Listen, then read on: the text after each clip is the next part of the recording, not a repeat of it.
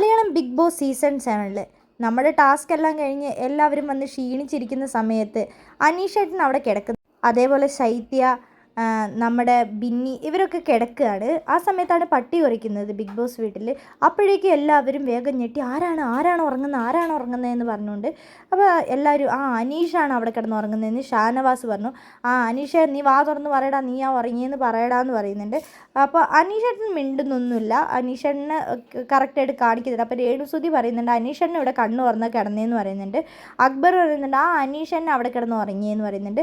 അങ്ങനെ എല്ലാവരും കൂടെ അനീഷിൻ്റെ നേരെ തിരിഞ്ഞപ്പോഴാണ് ബിഗ് ബോസ് അപ്പം തന്നെ അനൗൺസ് ചെയ്തു, ഇത് അനീഷിന് വേണ്ടിയിട്ടുള്ള പട്ടികൊരയല്ല, ഇത് ശൈത്യയ്ക്ക് വേണ്ടിയിട്ടുള്ള പട്ടികൊരയാണെന്ന്. അപ്പോഴേക്ക് ശൈത്യ അയ്യോ ഞാൻ കണ്ണടച്ച് വെറുതെ ഇങ്ങനെ ഒന്ന് ഇരുന്നതേ ഉള്ളൂ, ഉറങ്ങിയൊന്നും എനിക്കറിയില്ല, ഞാൻ ഉറങ്ങിപ്പോയോന്ന് അറിയില്ല എന്ന് പറയുന്നുണ്ട്. അപ്പോഴേക്കും എല്ലാവരുടെയും വായടഞ്ഞു.